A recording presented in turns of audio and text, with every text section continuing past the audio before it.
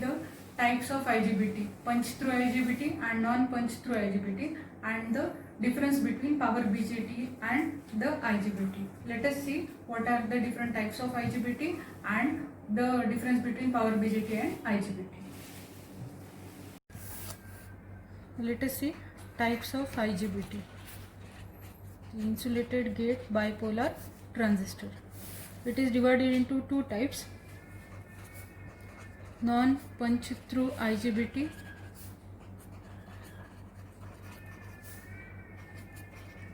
in this the N plus layer is absent, and second type is punch through IGBT.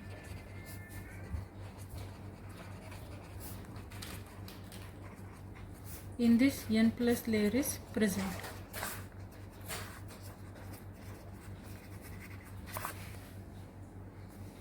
First is non-punch through IGBT.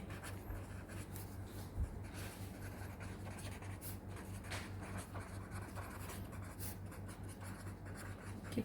In this type, the N plus layer is absent. N plus layer is absent.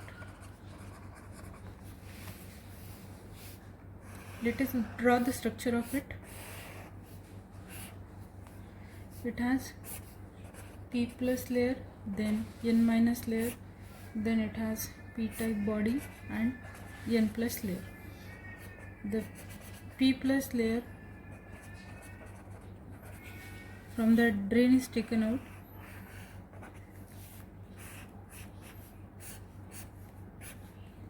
Here it is the source terminal.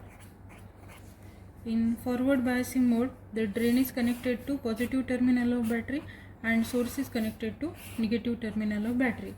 The power supply, suppose the power supply name is VDC. Here drain is connected to positive terminal and source is connected to negative terminal.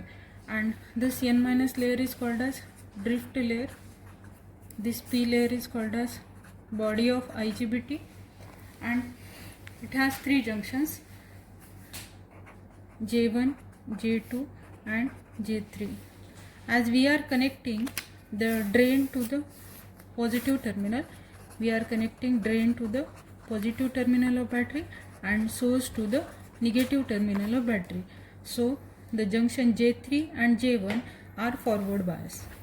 J1 and J3 junctions are forward bias and J2 junction is reverse bias. In the IGBT, the junction which is reverse bias, which decides the forward blocking capacity of device. Okay, here the junction J2 is reverse bias, so it will decide the forward blocking capacity of device.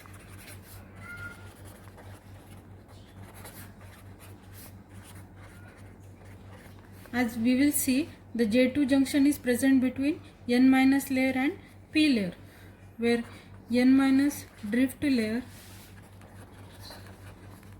is moderately doped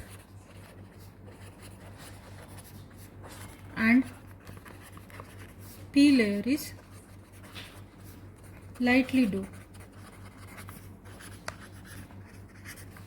The junction J2 is between N minus drift layer and P layer, where N minus drift layer is moderately doped and P layer is lightly doped. What is doping? The process of adding impurity to the pure semiconductor is called as doping. So the more number of impurities are added to N minus layer and less number of impurities are added to the P layer. So the thickness of N minus layer will decide the forward blocking capacity. The N minus layer's thickness decides the forward blocking capacity of device. Forward blocking capacity of the device. Now this is related to the forward biasing. Now if I am connecting the same non-punch through IGBT in reverse bias mode, this is P plus layer, then we are having N minus drift layer, then P layer, then N plus layer. If the drain is connected to negative terminal of battery and source is connected to positive terminal of battery. The source is connected to positive and the drain is connected to negative, and here we are having three junctions J1, J2 and J3. Drain is connected to negative and source is connected to positive. So this is what the reverse blocking or reverse bias mode. In this case, opposite junctions are forward bias. Now J1, J3 are reverse bias and J2 junction is forward bias. As in this case these two junctions are reverse bias, so it will decide the forward blocking capacity. So junction J1, J3 decides the forward blocking capacity.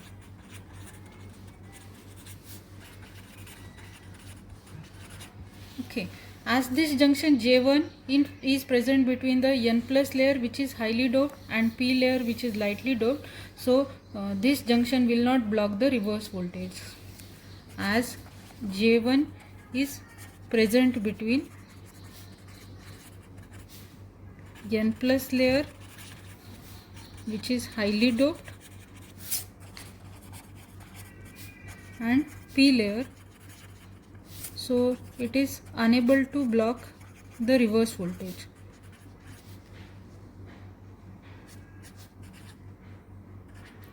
Unable to block the reverse voltage. Now let us see whether J3 is able to block the reverse voltage or not. The J3 junction is present between N minus drift layer and P plus layer. So this N minus drift layer will block the reverse voltage. So J3 junction is present between N minus drift layer and P layer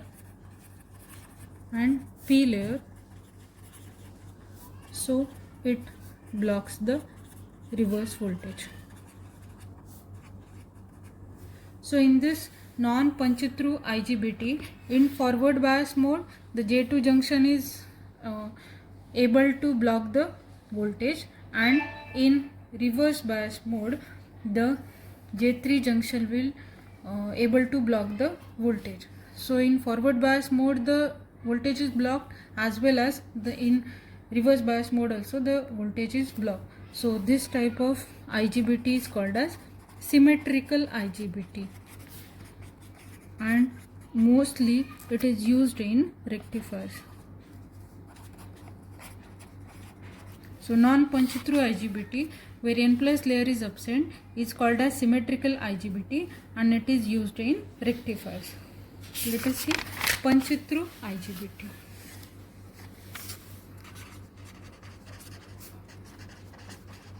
This is second type of IGBT where N plus layer is present. N plus layer is present.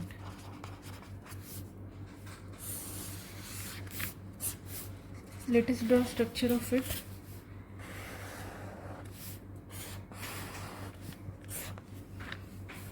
N plus layer is present between P plus layer and N minus drift layer. Between P plus and N minus drift layer, the N plus layer is present and the remaining structure is as it is. Here this N plus layer is new. Here is drain terminal. This is source terminal. Suppose drain is connected to positive terminal of battery and source is connected to negative terminal of battery. This is drift layer. This is body layer, and this layer is new here. Okay. Now again the working remains same. During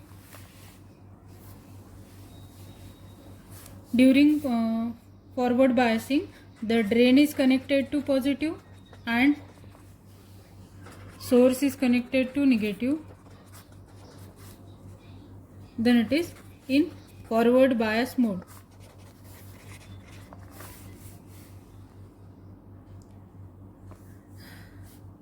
Here again 3 junctions are present. Junction J1, junction J2, and this is junction J3. In forward bias mode, J1 and J3 are forward bias, J2 is reverse bias.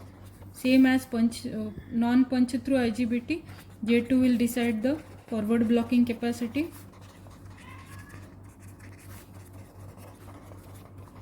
And it will block the forward voltage, as this layer is present between P body and N plus layer. Now during reverse bias mode, if the drain is connected to negative and source is connected to positive, then this type of punch through IGBT is connected in reverse bias mode. Again in reverse bias mode, the J1, J3 are reverse bias and J2 is forward bias. As these two junctions are connected in reverse bias, so it will decide the forward blocking capacity of device. Reverse blocking capacity of device. Then as J1 junction is present between N plus layer and P layer, so it is unable to block the reverse voltage.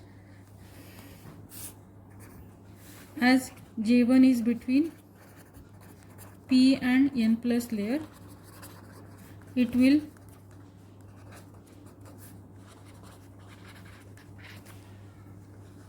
unable to block the reverse voltage.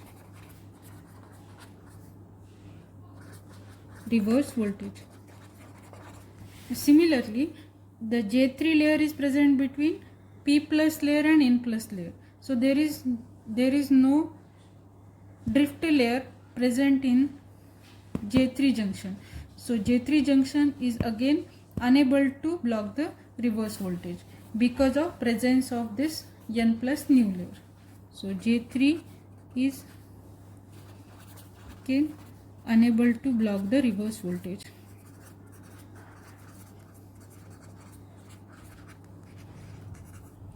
As in this punch through IGBT, during forward bias mode, only J2 junction is used to block the voltage, and during the reverse bias, both the junctions will fail to block the reverse voltage. So this type of IGBT is called as asymmetrical IGBT.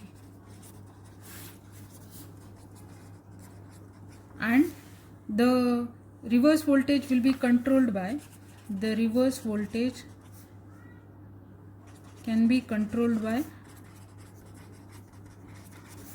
introducing a PN junction device between drain and source. Introducing the PN junction device between drain and source. So this is all about the punch through IGBT and non-punch through IGBT. Let us see the difference between power BJT IGBT.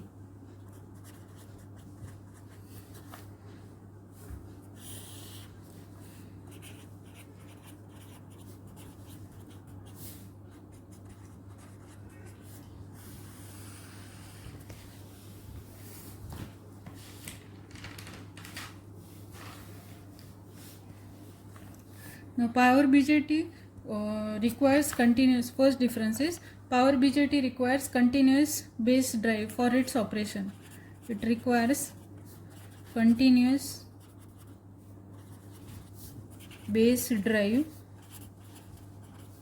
for its operation, while IGBT requires continuous gate drive for its operation.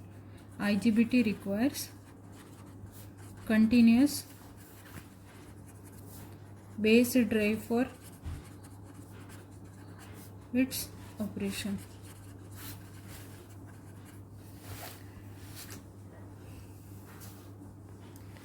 Its on-state voltage drop is less than 2 volt.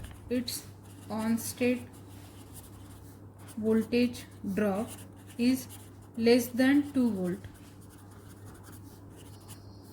And IGBT's on-state voltage drop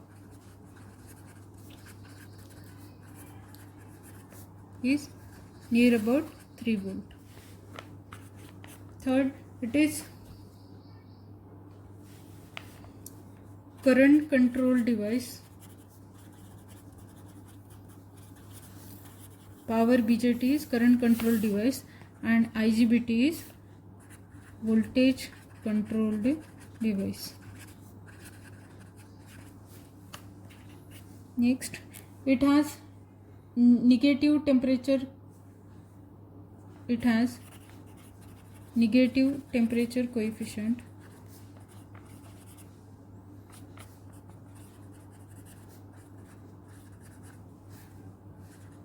Now it operates normally with respect to temperature. Next point, thermal runaway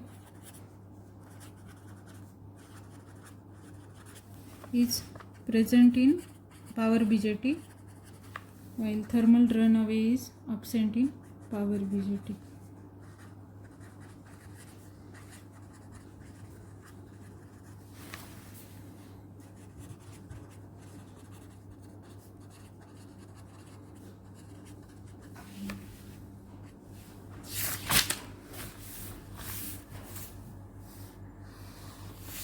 Last, it is power BJT is used in UPS, SMPS, AC motor controllers, etc.